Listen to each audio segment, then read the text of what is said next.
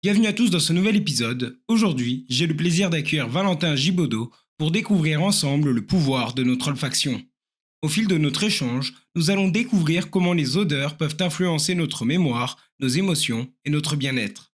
Si tu es curieux de savoir comment les odeurs influencent ta relaxation, tes souvenirs et tes relations, alors cet épisode est fait pour toi. Attends-toi à apprendre comment fonctionne notre système olfactif, comment utiliser les odeurs pour te détendre, pourquoi certaines odeurs permettent de diminuer l'anxiété ou le stress, comment les phéromones nous influencent, pourquoi les odeurs mentholées soulagent les troubles de respiration, comment des perceptions inconscientes guident nos jugements, et bien plus encore.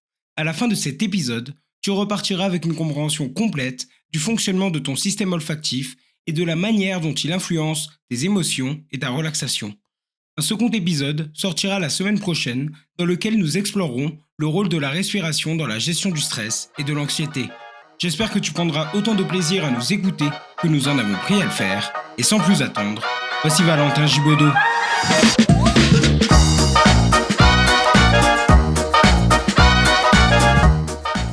Bonjour Valentin. Bonjour Carentin. Pour commencer l'épisode d'aujourd'hui, je te propose de te présenter, de dire aux gens sur quoi est-ce que tu travailles, qu'est-ce que tu recherches et comment est-ce que tu en es arrivé là, qu'est-ce qui t'a motivé pour te lancer dans la recherche. Alors, donc moi je m'appelle Valentin Guibaudot. Je suis actuellement en post-doctorat, donc ça veut dire une sorte de CDD de chercheur. Donc depuis maintenant 1 an et demi. Donc au CRNL, ça veut dire Centre de recherche en neurosciences de Lyon, donc comme son nom l'indique, qui est à Lyon en France. Et donc je travaille sous la supervision de Baptiste Balanza. Baptiste Balanza, c'est quelqu'un qui fait beaucoup de choses puisque c'est un MCUPH, ça veut dire maître de conférence des universités et praticien hospitalier, en gros un médecin qui est aussi enseignant et qui est aussi chercheur. Et Baptiste Balanza, donc il est de formation donc médecin anesthésiste réanimateur, et même il est spécialisé en neuroréanimation. Donc ça veut dire qu'il prend en charge les traumatismes du cerveau, les lésions cérébrales assez très sévères qui donnent lieu à devoir faire en sorte que le patient soit pris en charge de manière urgente, sinon c'est le décès. Et donc en pratique, c'est des patients qui sont souvent dans le coma. Et donc un patient dans le coma, bah, ça parle peu par définition. Il est, les raisons de son cerveau qui est extrêmement malade, plus les médicaments que les anesthésistes donnent, et ils sont dans le coma en partie parce que donc leur cerveau ne fonctionne plus et parce que les sédations font que leur cerveau n'est pas capable de communiquer de l'information. Et donc un patient dans le coma, ça parle peu cliniquement. Et donc, pour ce faire, les anesthésistes réanimateurs, comme Baptiste Balanza par exemple, mon superviseur, recueillent tout un tas d'informations au sein du cerveau et au sein du corps. Des informations qui sont assez complexes puisque c'est ce qu'on appelle des séries temporelles, c'est-à-dire en gros des signaux ou tout un tas de sortes qui sont enregistrés et qui permettent de déduire de l'information sur comment va le patient à un instant T, comment est allé le patient dans les dernières 24 heures. Sauf que ces informations, elles sont, comme j'ai dit, complexes, et donc les médecins savent pas forcément comment toutes les interpréter. Et donc pour savoir comment mieux les interpréter, il faut faire des recherches. Et c'est là que j'interviens, puisque je développe des algorithmes informatiques qui font en grande partie du traitement du signal et des statistiques pour pouvoir augmenter la quantité d'informations qu'on obtient à partir de ces données complexes, et donc donner des intuitions à des médecins de qu'est-ce qu'on pourrait faire de mieux pour déduire de l'information à partir de ces données. Et donc ces informations, en l'occurrence, l'angle d'attaque que j'aborde via les données de mon superviseur Baptiste Balanza, c'est notamment euh, explorer l'interaction entre activité électrique cérébrale enregistrée chez le patient dans le coma, activité cardiaque via l'électrocardiogramme, et activité respiratoire. Donc c'est des patients qui sont intubés, ventilés artificiellement, et donc on a un témoin de leur respiration via la sonde d'intubation qu'ils ont. Et donc moi, je mets en relation ces séries temporelles, respiration, cœur et activité cérébrale.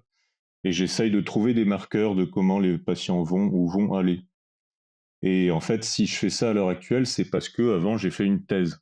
J'ai fait une thèse qui a commencé en novembre 2020, qui a terminé en décembre 2023. Une thèse qui a porté sur les odeurs, et donc là on peut se dire, enfin sur le domaine de l'olfaction généralement, et là on peut se demander mais quel est le rapport avec la choucroute. Et donc le rapport c'est que à ce moment-là j'ai dû explorer la relation entre odeur et relaxation, et pour ça j'ai dû utiliser une manière d'explorer la relaxation en partie qui était justement d'enregistrer ce qui se passe à l'intérieur du corps de mes participants, en l'occurrence via les activités cardiaques et respiratoires. Et donc c'est à ce moment-là que j'ai développé tout un tas d'algorithmes et d'outils, en l'occurrence en programmant en langage Python, pour déduire ce genre d'informations. Donc d'une manière générale, on pourrait dire des informations sur l'activité du système nerveux autonome. Et donc c'est à ce moment-là que voilà, je me suis formé sur le traitement du signal, les stats et tout. Et c'est pour ces raisons en partie que j'en suis venu à faire ce que je fais maintenant, c'est-à-dire j'ai translaté ces méthodes d'analyse du signal cardiaque, respiratoire et aussi cérébral sur des patients dans le coma. Et voilà, et donc thèse de 2020 à 2023. Et donc avant, qu'est-ce que j'ai fait? J'ai fait un master 2 en neurosciences, et avant, ce qui est un peu bizarre, c'est que j'étais en médecine. J'étais en médecine. Donc, c'est-à-dire qu'après mon bac que j'ai passé en 2012, j'ai voulu, pour certaines raisons euh, assez difficiles à expliquer à l'heure actuelle, aller en médecine. Donc, j'ai fait la P1, la première année de médecine, ça s'appelait PACES à l'époque, première année commune aux études de santé, que j'ai loupé une fois, donc j'ai doublé et je suis passé la deuxième fois. Et ensuite, je suis allé jusqu'à la fin de la 5e année de médecine, donc j'avais déjà commencé l'externat. En l'occurrence, j'étais à Grenoble à ce moment-là.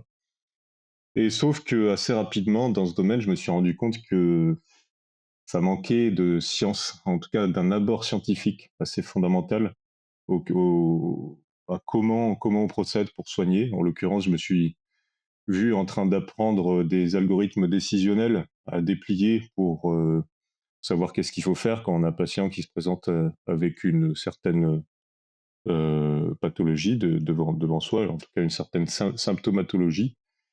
Et ça m'a pas tout à fait plu de pas avoir vraiment à comprendre dans le fond comment ces algorithmes décisionnels sont conçus. Et quand je posais la question, on me répondait, bah, moi, tu sais, je sais pas, enfin, quand je posais la question à des médecins, on me répondait, je sais pas, en vrai, c'est la littérature qui a trouvé qu'il fallait faire comme ça, donc moi, je fais comme ça. Et ça me plaisait pas des masses. Mais du coup, en gros, on pourrait dire que j'ai manqué d'assouvissement à ma curiosité intellectuelle, donc je me suis trouvé un petit peu en distance presque psychologique par rapport aux gens qui m'entouraient. Et donc ça, plus le fait que le système hospitalier, bon, il est particulièrement en tension, et ce qui fait qu'il y a des gens, c'est-à-dire des soignants que je trouvais même en souffrance physique et mentale. Je me suis dit, oula, je vais peut-être pas être heureux à continuer là-dedans. Et donc je me suis dit, je vais pas refaire le monde, je vais changer de monde, en tout cas un petit peu. Et donc en fin de 5e année de médecine, j'ai pris la décision de prendre un an de pause et puis de réfléchir. Et puis finalement, j'ai intégré directement un M2 à Grenoble en neurosciences. Donc j'ai quitté une 5e année pour rentrer dans une autre 5e année en quelque sorte. Et puis voilà, je suis rentré en M2, j'ai dû faire donc le premier semestre avec des cours, le deuxième semestre avec un stage. Terrain de stage que j'ai pas trouvé sur Grenoble parce qu'il n'y avait pas des choses qui m'intéressaient particulièrement, mais que j'ai trouvé sur Lyon. Sur Lyon, pas dans le laboratoire dans lequel j'ai fait ma thèse, qui est d'ailleurs toujours mon laboratoire actuel.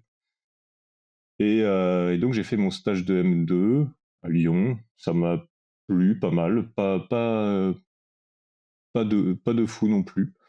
Mais, mais je me suis dit que j'avais quand même envie de continuer là-dedans. Donc, et en plus, j'aimais Lyon. Du coup, je me suis dit, je vais chercher une thèse. Je vais chercher une thèse dans le coin. J'ai envoyé plein de candidatures spontanées.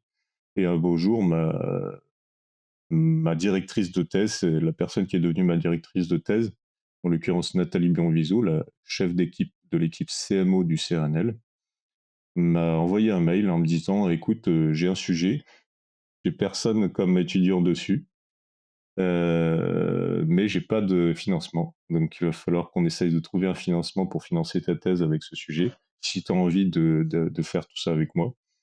J'ai dit: «Oui, allez, c'est parti». Et donc bon, pas du premier coup, on a quand même obtenu un financement. Et donc voilà, c'est parti pour, 3 ans de thèse. Au cours de 3 ans de thèse, donc avec, donc comme je disais, Nathalie Bonviseau, au sein de l'équipe, CMO. Donc CMO, ça veut dire codage, mémoire, olfaction. Donc une équipe historiquement axée sur, la compréhension de l'olfaction, la mémoire et plus général enfin aussi la respiration, et heu et voilà. Et donc c'est au cours de cette thèse que j'ai rencontré au passage, via mes interactions avec, d'autres membres du laboratoire, donc du CRNL, Baptiste Balança, mon actuel superviseur de postdoc.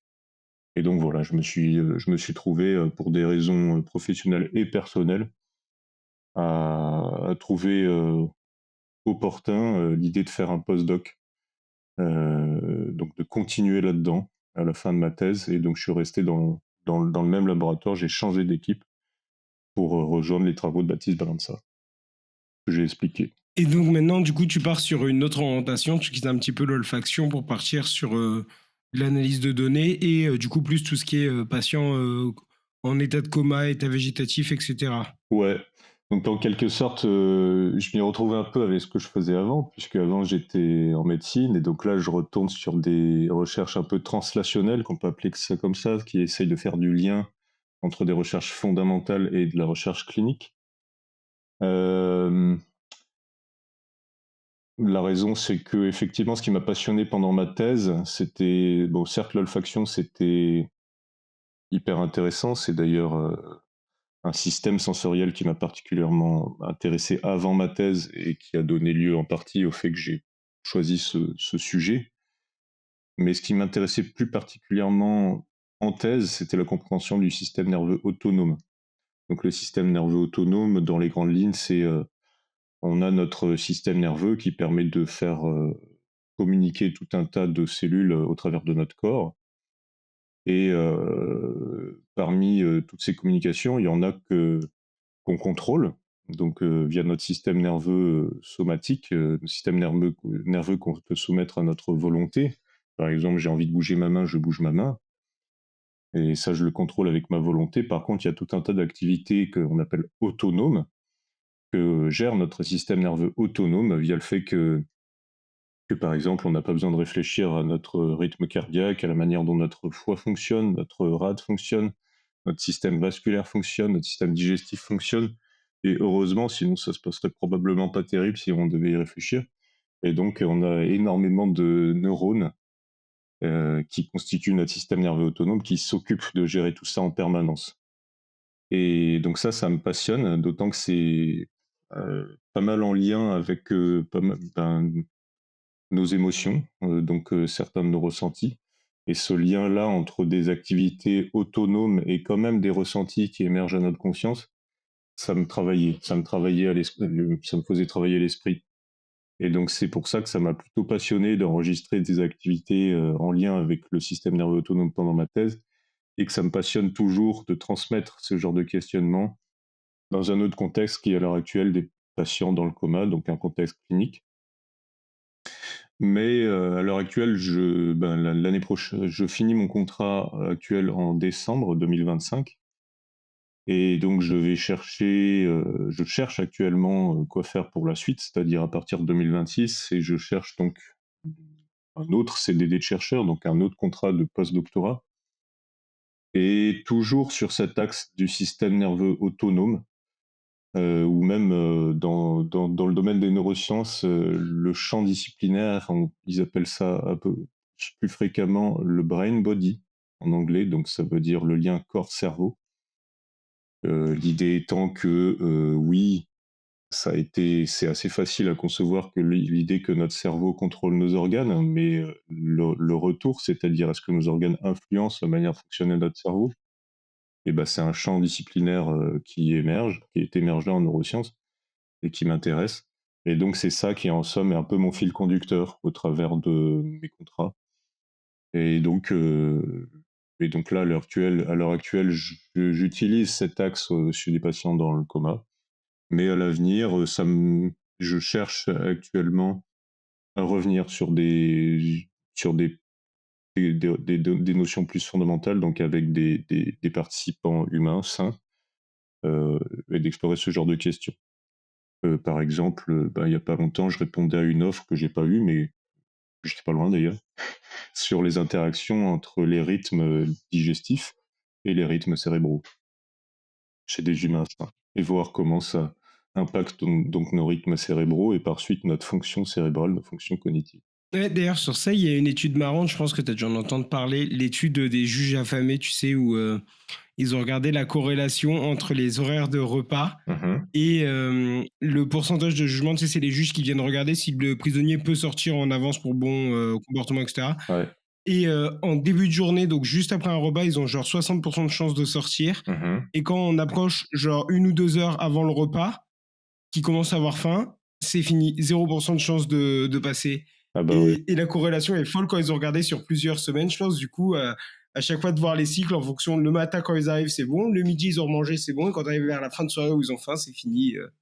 Je connaissais pas cette étude, mais ouais, super, super intéressant et super, informatif et intuitif par rapport à l'idée on n'a pas forcément le contrôle, de nos émotions, de nos affects et de nos prises de décision en quelque sorte, puisque ça dépend de tout un tas de facteurs et notamment de notre état émotionnel qui est influencé par tout un tas de variables, presque, inconscientes, puisque, voilà, notre faim, même si des fois on n'a pas conscience qu'on a faim, ça forcément ça joue énormément sur nos prises de décision, ouais. Ouais, c'est ça. Et de manière qu'aucun d'entre nous ne se rend compte ou même n'est prêt à l'admettre. C'est-à-dire que même quand on reconnaît qu'on a faim, Ouais. on n'a pas l'impression que ça vient colorer tous nos jugements ou qu'on devient de mauvaise humeur ou moins susceptible d'écouter quelqu'un d'autre. Enfin, toutes les choses comme ça qui en soi, d'un point de vue évolutif, entre guillemets, qui est que, bon, bah, du coup, notre corps cherche à préserver de l'énergie.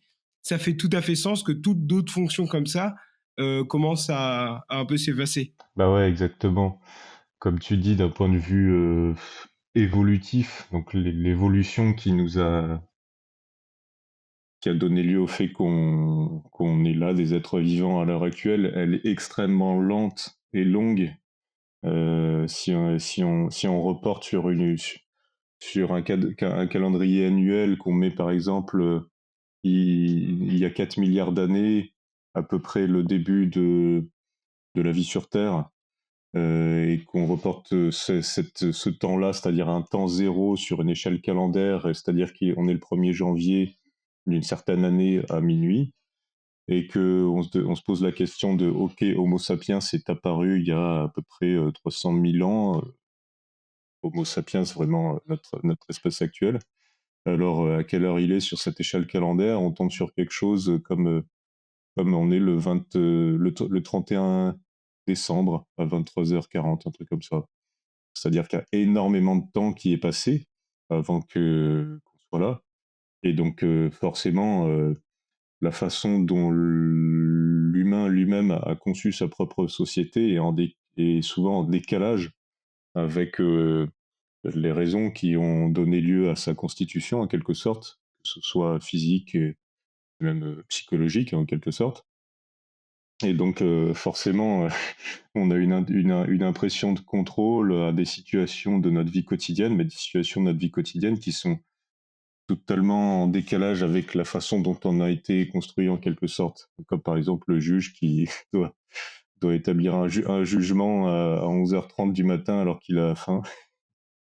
Et donc il y a un temps où à cette heure-là, du coup, c'était le moment de chasser et de trouver de la nourriture et de nourrir son foyer. Et là, dans notre société actuelle, non, c'était pas l'heure. Et du coup, il a oublié les millions d'années d'évolution qui font que son jugement est altéré en quelque sorte par ces rythmes internes. Et je te propose de plonger directement dans le cœur du sujet. Du coup, aujourd'hui, on va parler de l'olfaction. Est-ce que tu pourrais nous décrire un petit peu le fonctionnement du système olfactif et comment est-ce qu'il peut être lié à d'autres sens comme le goût? Ouais, très bien. Et donc effectivement, pendant ma thèse, j'ai dû travailler avec ce système olfactif particulièrement. Pourquoi? Parce que le titre de ma thèse grand public, c'était, «Le système olfactif, une porte d'entrée pour apaiser le corps et l'esprit». Hem, donc on a parlé de système olfactif et donc premièrement, oui, qu'est-ce que c'est que le système olfactif? Donc le système olfactif, il y a plein de moyens de le définir. On pourrait dire que parmi c'est un de nos sens entre guillemets, donc c'est-à-dire qu'on décrit tout un tas de sens, donc de façons dont le système nerveux a de percevoir notre environnement et donc parmi tous ces moyens de perception, il y a certains systèmes, dont le système olfactif qui, lui, est dédié à la perception de notre environnement chimique. Et donc il le fait par cet organe sensoriel qui est la muqueuse olfactive, en tout cas en première porte d'entrée. Donc chez nous humains, cette muqueuse olfactive, c'est une couche de cellules, même plusieurs couches de cellules, qui tapissent le sommet de nos cavités nasales. Donc c'est-à-dire qu'on connaît notre nez. Notre nez, c'est à l'intérieur, on y accède par nos narines et donc si on mettait une petite caméra pour voir ce qui se passe dedans, on verrait des cavités et au sommet de ces cavités, alors il y aurait un petit labyrinthe à traverser pour atteindre le fin fond des cavités nasales et au niveau du sommet du toit des cavités nasales, on trouverait la muqueuse olfactive. Et donc l'idée, c'est que la muqueuse olfactive, elle serait rien sans la respiration, déjà. Et ça, c'est assez important à admettre. C'est que les molécules olfactives, donc ces informations chimiques qui viennent informer notre système olfactif, sont mis en mouvement par le courant d'air respiratoire et notamment à chaque inspiration, ben, on vient échantillonner notre environnement olfactif. Donc on imagine des molécules qui sont dans l'air, donc des molécules qui sont aéroportées, qu'on vient faire rentrer par notre inspiration dans nos cavités nasales. Et là, pour certaines, et évidemment pas toutes, même une minorité, il y en a qui arrivent jusqu'au sommet de nos cavités nasales, tout proche de notre muqueuse olfactive. Et là, pour certaines, il y en a qui vont venir se faire agglutiner dans notre mucus, donc c'est-à-dire un espèce de liquide sécrété par nos cellules.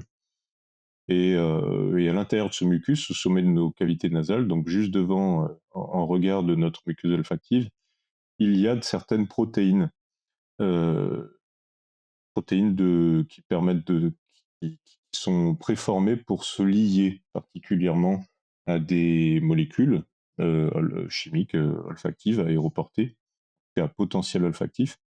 Et donc ces molécules odorantes, une fois qu'elles sont liées aux protéines, bah, elles vont se faire transporter jusqu'à euh, un récepteur olfactif qui, pareil, un complexe de protéines qui sont sur la membrane d'une certaine cellule qui est le neurone olfactif. Donc le neurone olfactif porte tout un tas de récepteurs olfactifs prêts à recevoir une information de molécules odorantes.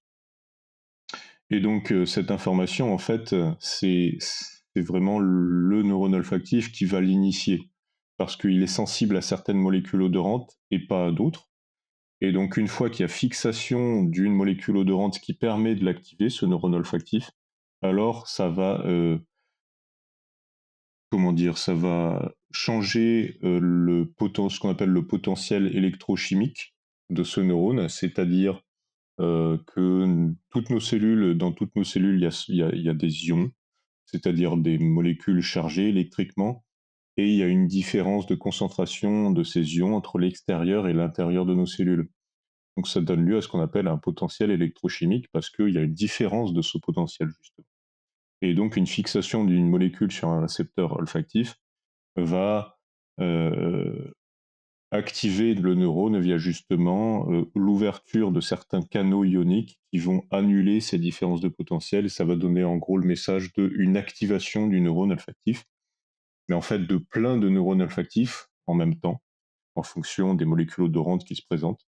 Et là, ça va envoyer tout un tas de messages électriques pour le coup. Donc, ça veut dire qu'il y a une transduction d'un signal chimique vers un signal électrique, en vrai électrochimique.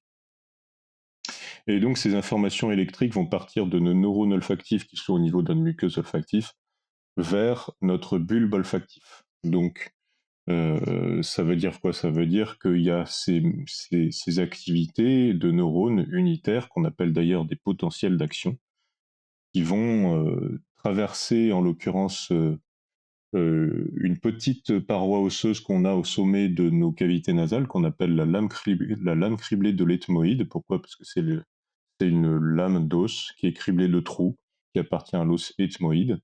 Et donc, il y a tout un tas de filets nerveux qui constituent d'ailleurs ce qu'on appelle la première paire crânienne, parmi nos 12 paires crâniennes.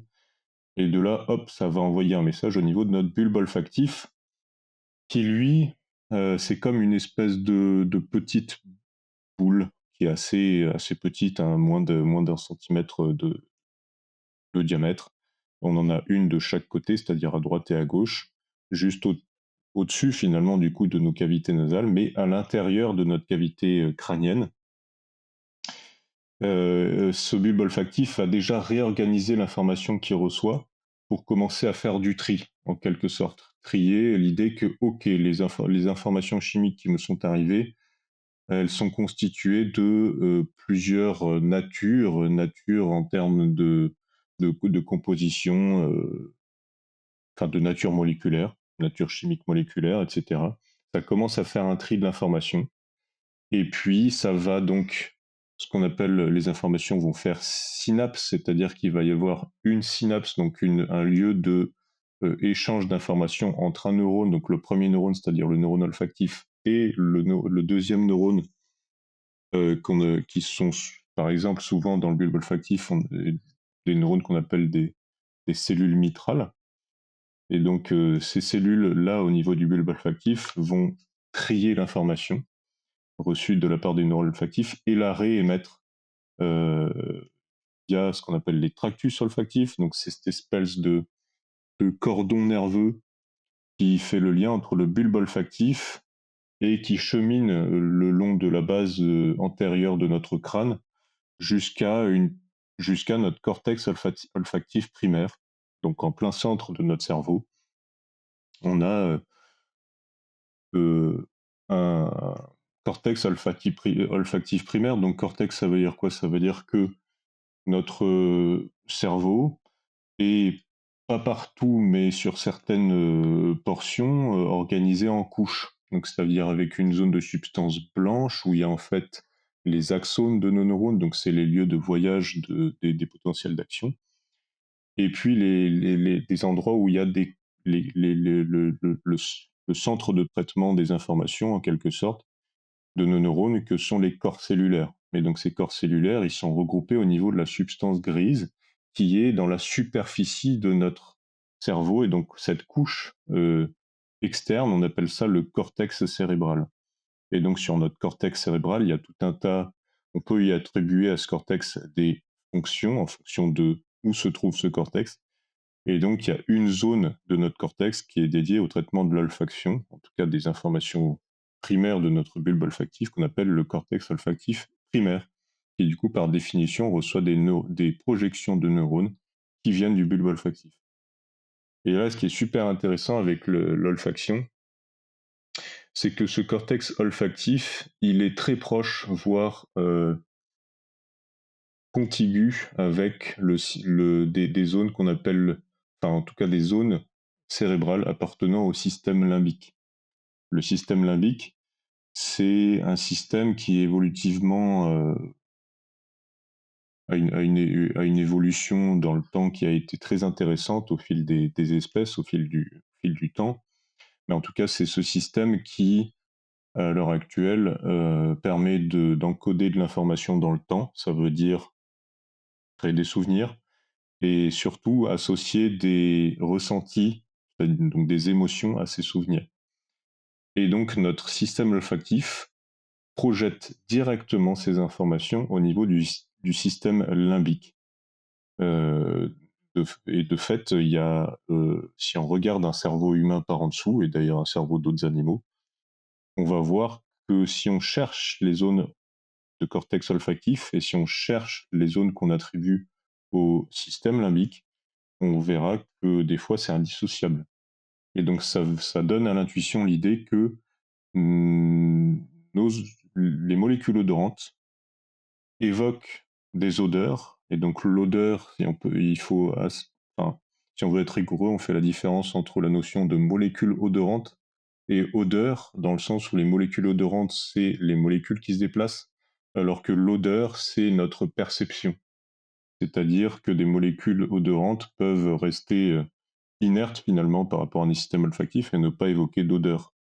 Et donc l'odeur, finalement, c'est un tout sensoriel que notre cerveau construit à partir de OK, cette odeur, elle a une certaine nature, entre guillemets, et surtout une certaine valence, je l'aime pas, une certaine familiarité, je m'en souviens pas. Et donc tout ça, ça constitue ce qu'on appelle l'odeur. C'est notre percepte sensoriel de ce stimulus, enfin, secondaire à ce stimulus chimique. Et donc ce percepte sensoriel dans lequel l'olfaction, il est directement, ou en tout cas très directement, associé à des souvenirs et à des émotions. Et d'où des, des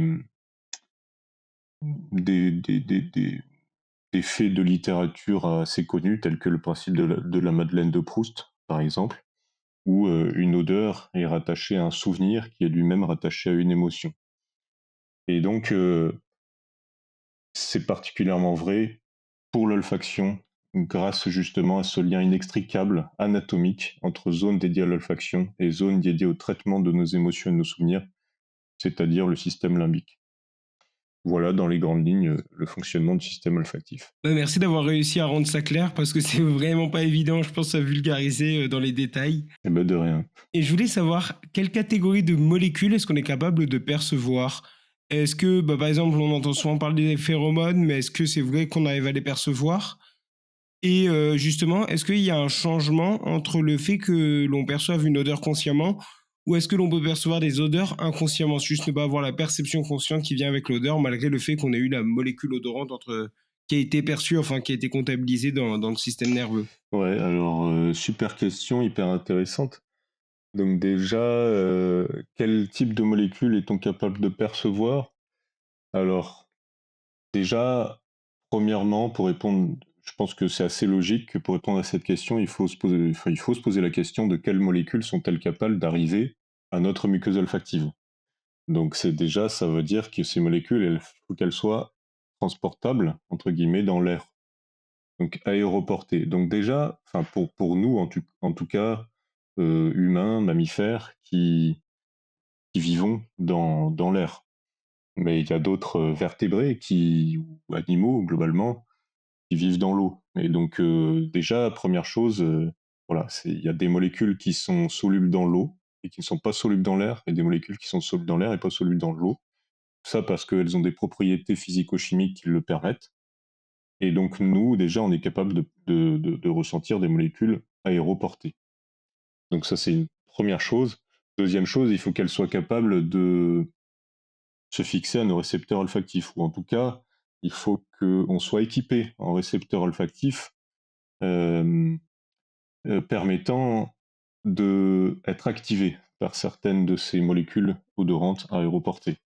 Et donc ça dépend donc de notre équipement en récepteur olfactif, ça dépend de où on se place dans l'arbre phylogénique, par exemple. Toutes les espèces d'animaux sont différemment équipées en termes de récepteurs olfactifs, et ce en fonction de notre cadre de vie et probablement de notre cadre historique de vie également.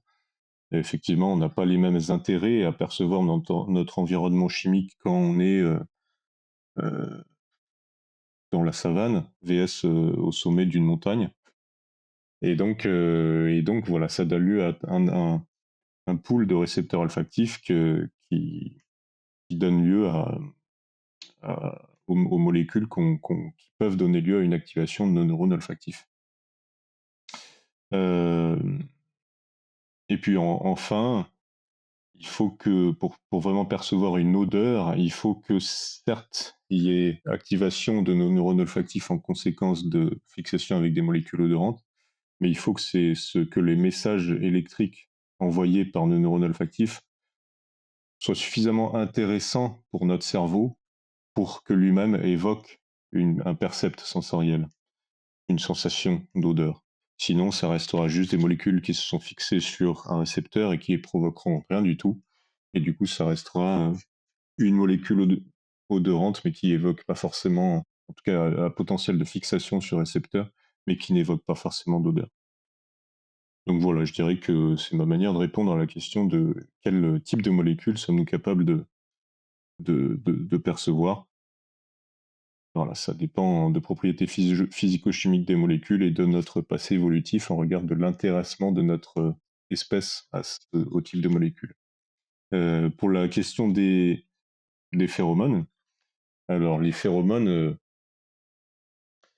c'est un vaste débat. Et donc dans le sens, sommes-nous capables, nous humains, de ressentir ce qu'on appelle des phéromones, en tout cas de faire quelque chose avec ce qu'on appelle les phéromones. Donc les phéromones, déjà la définition elle-même des phéromones est débattue dans la littérature scientifique. Bon, je l'ai pas tout à fait en tête, mais en tout cas, on pourrait parler de molécules odorantes qui peuvent être produites, qui sont produites par des individus et qui ont un potentiel à être perçues par d'autres individus et à modifier leur comportement. Et par comportement, on imagine des comportements d'attachement, voire même des comportements sexuels, etc., etc. En lien justement avec des notions de reproduction, objectif reproductif. Sauf que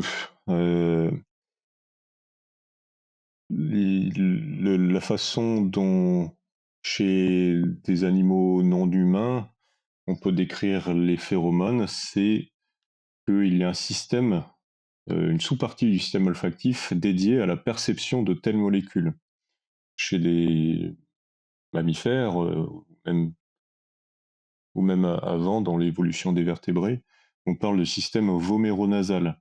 Donc on imagine la muqueuse olfactive dont je parlais précédemment, mais une muqueuse olfactive bis, c'est un système avec un bulbe olfactif bis, ce qu'on appelle le système voméronasal, qui se projette anatomiquement à un endroit un peu différent dans la cavité nasale, et même chez d'autres vertébrés, dont il y a certains neurones qui atteignent la bouche, le sommet de la bouche, et ben, il y a ce système voméronasal qui peut exister chez d'autres mammifères et qui a involué dans l'évolution chez qui, je ne saurais pas dire, mais je pense chez les primates non humains.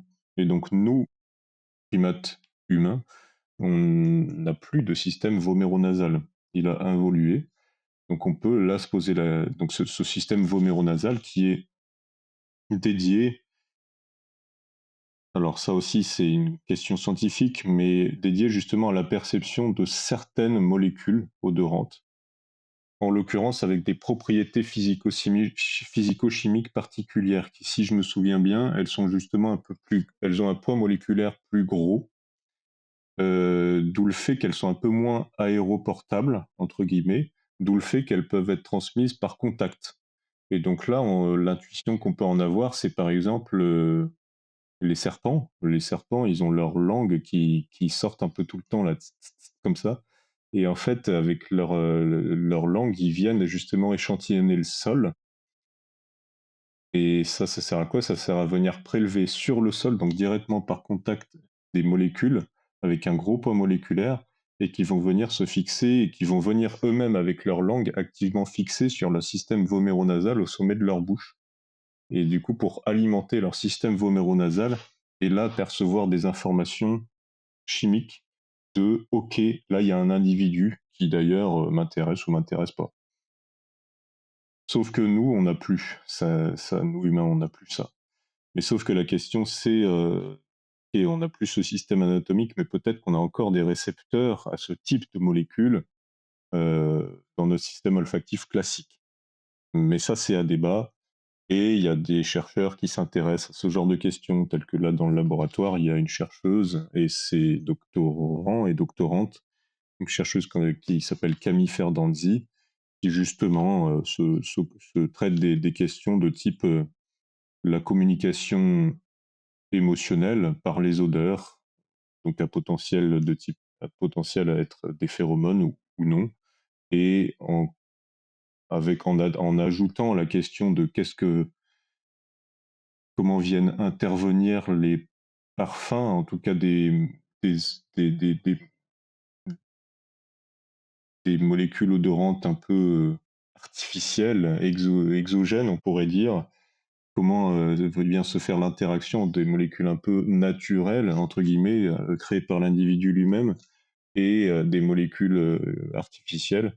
Et donc comment tout ça vient troubler ou au contraire augmenter la communication chimique inter-individu, et notamment par exemple la communication d'émotions par notre chimie.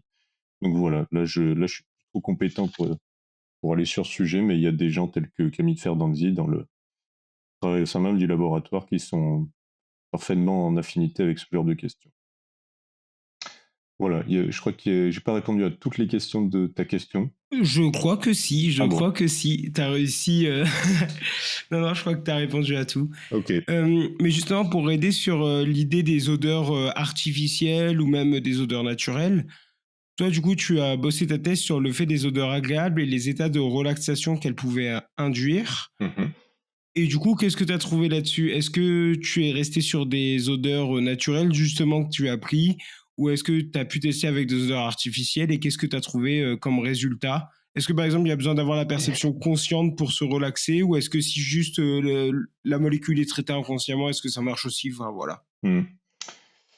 Alors, très bonne question qui permet qui rejoint parfaitement les discussions de ma thèse, donc c'est-à-dire la fin de ma thèse. La fin de ma thèse se dédie à essayer de répondre à ce genre de questions que tu viens de poser. Donc pendant ma thèse, effectivement, donc, je rappelle la question scientifique grand public, c'était le système olfactif, une porte d'entrée pour apaiser le corps et l'esprit. Donc l'idée globalement, ça a été de répondre à tout un tas de questions et même à unifier en fait tout un tas de questions qui visent à répondre à une grande question, et qui est que comment est-ce que des odeurs peuvent nous relaxer. Euh, donc pour ce faire, en fait, donc des odeurs ont un potentiel à nous relaxer pour plein de raisons. Donc ça a été ça a été vraiment le sujet de ma thèse. Mais parmi ces raisons, il y a le fait que des odeurs évoquent, donc par définition, évoquent un percept olfactif, dont le premier est ce qu'on appelle la valence hédonique, c'est-à-dire à quel point on aime ou pas cette odeur.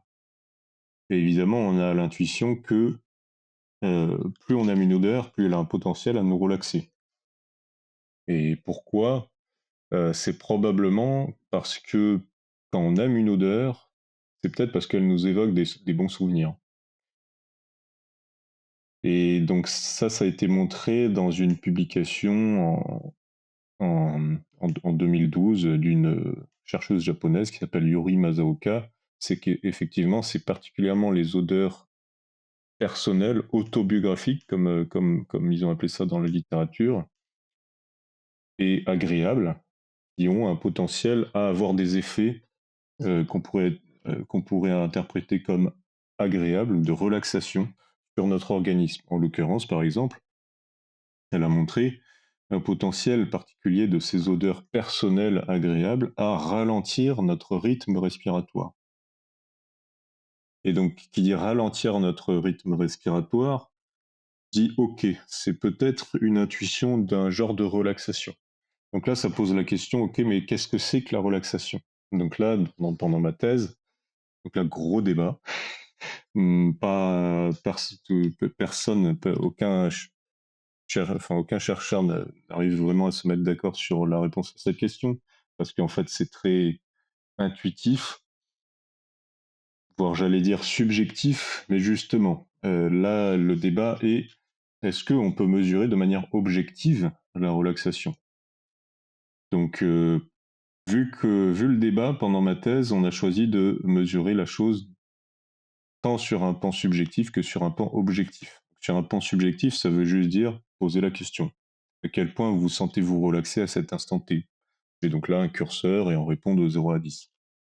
Et de manière objective, c'est justement venir interroger ce dont je parlais au début, des activités témoins de notre système nerveux autonome.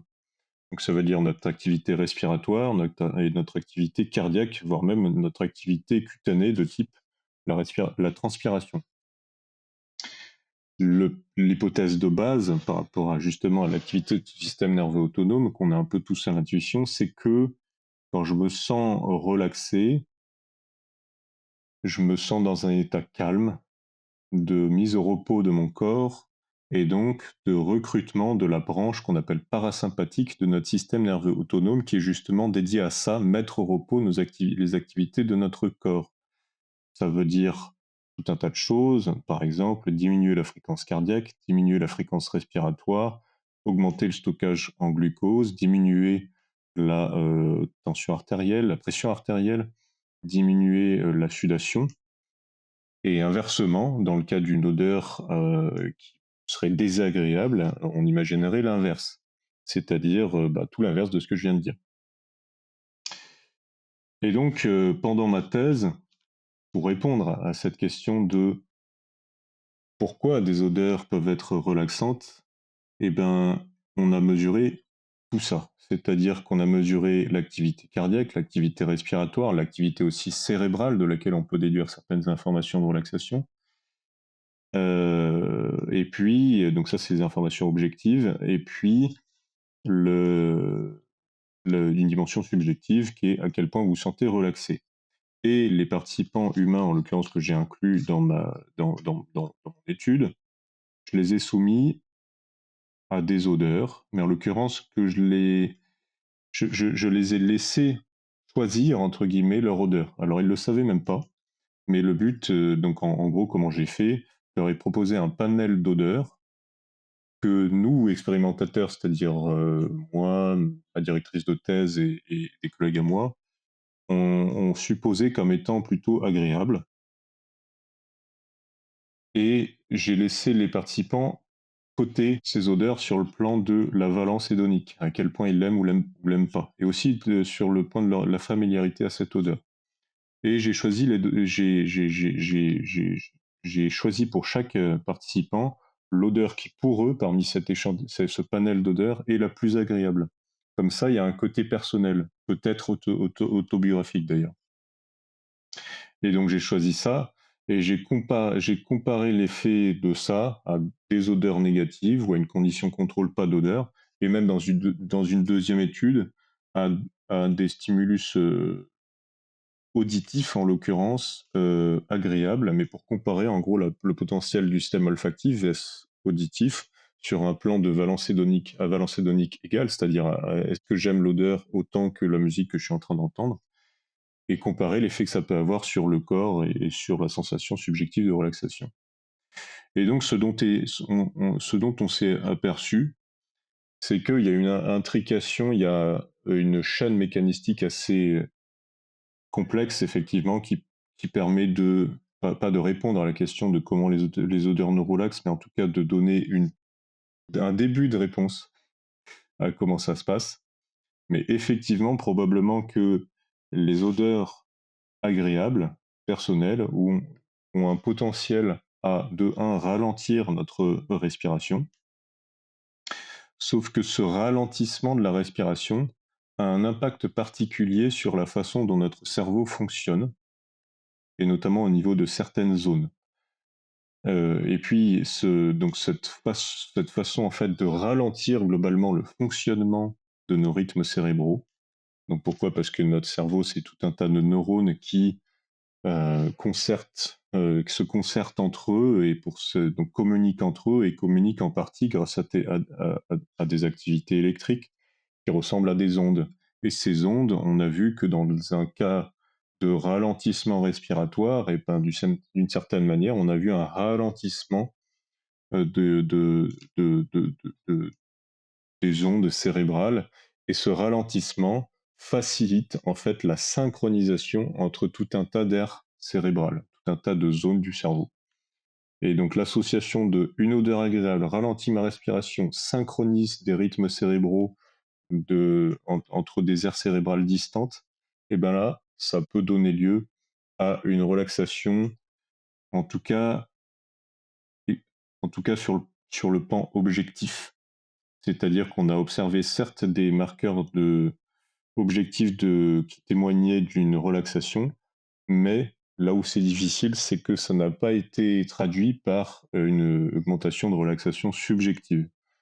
Donc là, c'est tout un débat du pourquoi. Et peut-être que nos participants étaient déjà relaxés subjectivement en arrivant. On aurait dû peut-être les stresser pour, d'une certaine manière, pour qu'ils soient susceptibles d'être plus relaxés. Et donc voilà, ça c'est un défaut méthodologique peut-être de la conception des méthodes pendant ma thèse.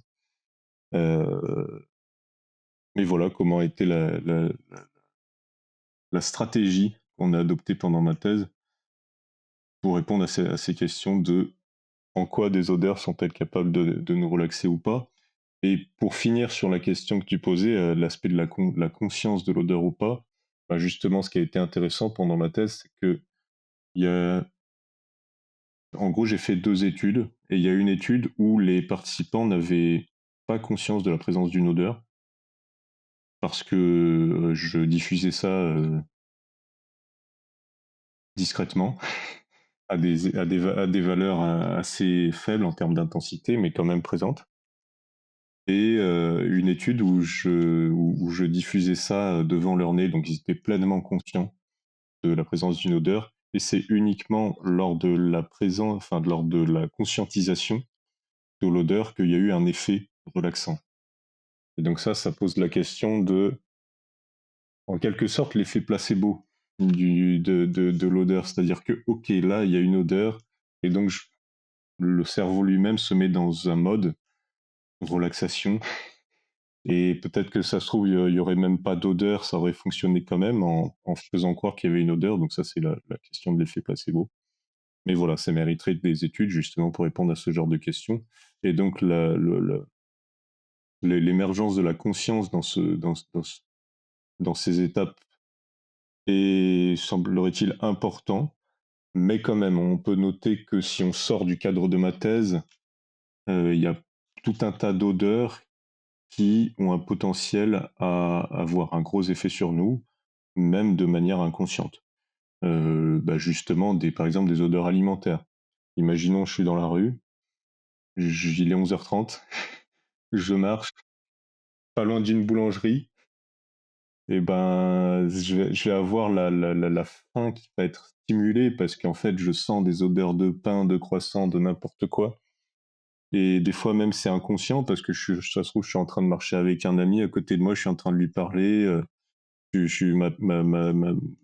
conscience, en quelque sorte, est totalement portée vers mon ami auquel je suis en train de parler. Mais pour autant, il y a ces molécules odorantes qui inconsciemment viennent se fixer, en tout cas activer mon cortex olfactif et me donner encore plus la sensation que j'ai faim.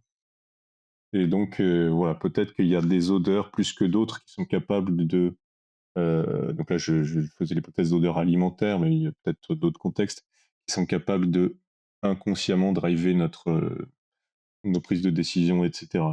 Et donc ça, encore une fois, c'est probablement lié, enfin, probablement même quelque chose de bien particulier à notre système olfactif, du fait anatomiquement, il projette directement sur le système limbique qui est dédié au traitement de nos émotions et et de nos souvenirs. Et je vais faire une petite tangente, je ne sais pas si tu auras la réponse à la Ouais. question, mais je me demandais s'il y avait un effet des odeurs, enfin si tu savais si ça avait été recherché, sur les émotions morales, parce que je sais que par exemple il y a des expériences de Jonathan Haidt où le fait qu'il y ait un, tu sais, un désinfectant ou quoi dans la pièce ou que tu aies fait se désinfecter les gens leurs mains avant, ils deviennent plus conservatifs dans leurs choix moraux après ou dans leurs choix politiques, etc. Et donc je me demandais s'il y avait eu des travaux qui avaient été faits justement sur les odeurs pour voir comment la perception d'une odeur, même si elle est consciente ou pas, elle est influencée du coup inconsciemment derrière le choix politique ou le choix moral, etc. Hmm. Alors, inconsciemment, influence de décision non politique, je dirais que forcément il doit y avoir des travaux que je connais pas après des décisions politiques. Alors là, je saurais pas dire. Mais globalement, je vais dire que je saurais pas dire. Je suis pas assez équipé intellectuellement sur la question. Mais c'est probable. Si je faisais une hypothèse, je dirais oui.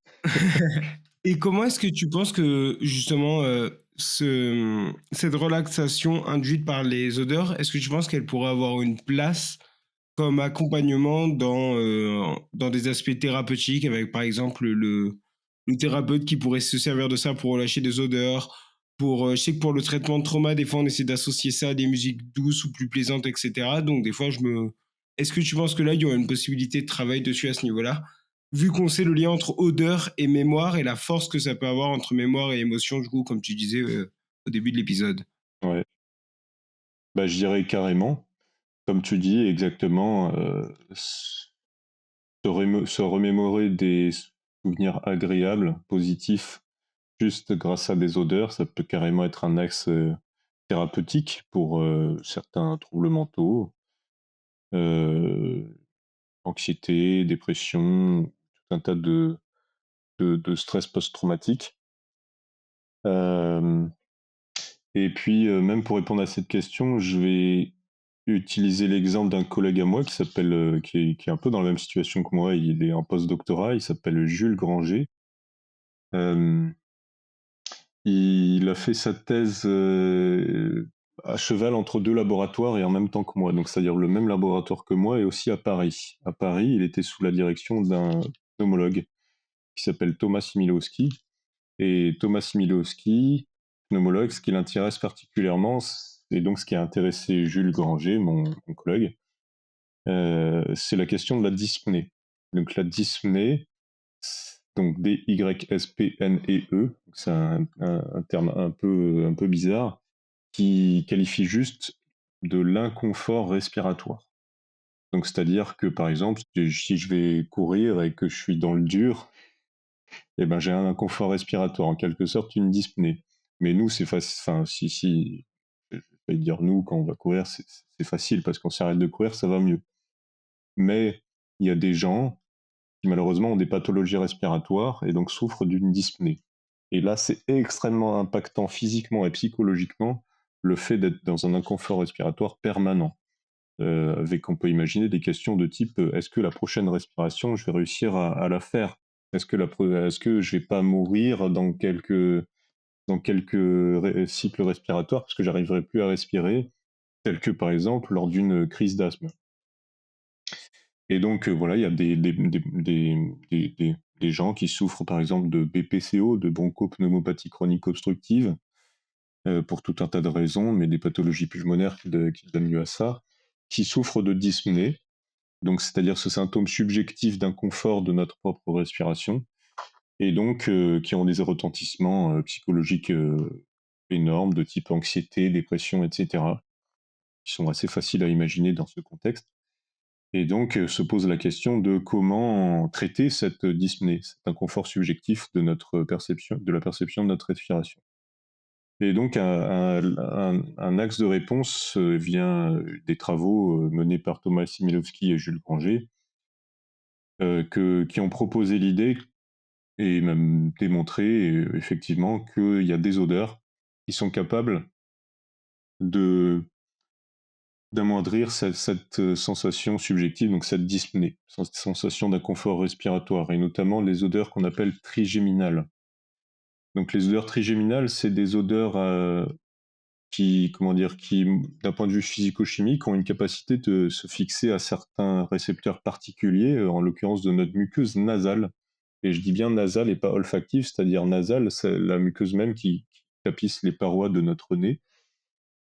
Et sur les parois de notre nez, on a des récepteurs mécaniques, c'est-à-dire que si on touche, on ressent qu'on est en train d'être touché, mais aussi thermiques. Donc si on amène du chaud ou du froid, on est capable de ressentir qu'il y a du chaud ou du froid.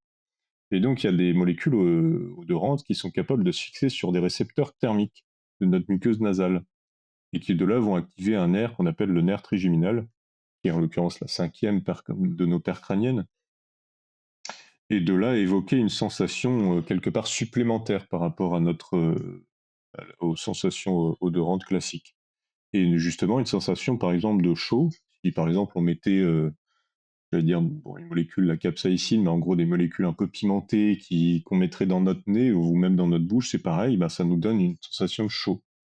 Mais inversement, une sensation de froid. Par exemple, les odeurs mentholées, donc à base de menthe, l'eucalyptus, tout ça, ou un truc un peu connu quand on a le rhume, par exemple, on peut nous dire vas-y, mets du Vic Vaporub sous les narines. Et en fait, ça va apporter des odeurs mentholées, d'eucalyptus, etc.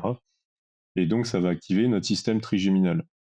Et en fait, cette fraîcheur et donc le fonctionnement du Vic Vaporub pendant le rhume, c'est exactement ça correspond exactement à enlever la sensation de dyspnée. Pourquoi? Parce que quand on a un rhume, on est en quelque sorte faiblement dyspnéique. On a un inconfort respiratoire parce qu'on a le nez bouché.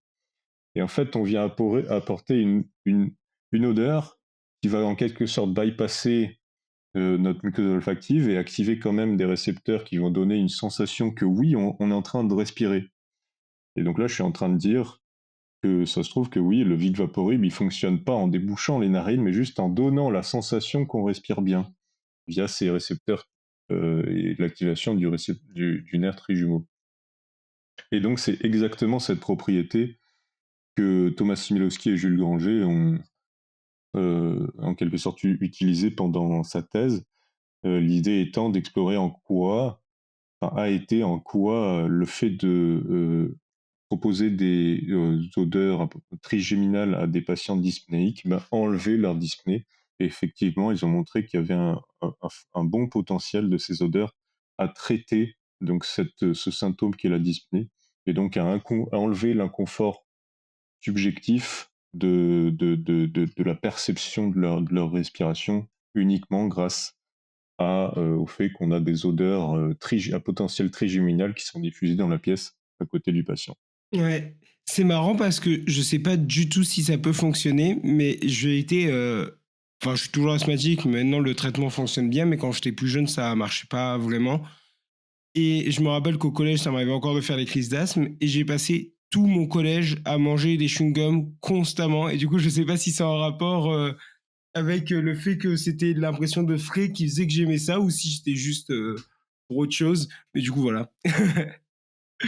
Ouais, c'est peut-être lié, hein. Il y a une manière, un stimulus trigéminal qui n'est pas olfactif, mais juste c'est d'avoir un ventilateur sur la tête. Ça souffle sur notre tête, ça stimule le nerf trigéminal et ça nous fait du bien. Parce que oui, certes, en ce moment, par exemple, en période de canicule, ça nous fait du bien parce que ça évapore un peu plus d'eau, donc ça aide à réguler notre température, mais juste ça fait du bien. Et donc, c'est peut-être un peu le même phénomène que des récepteurs potentiels trigéminal qui sont activés quand on mange un chewing-gum à la menthe quand on est au collège.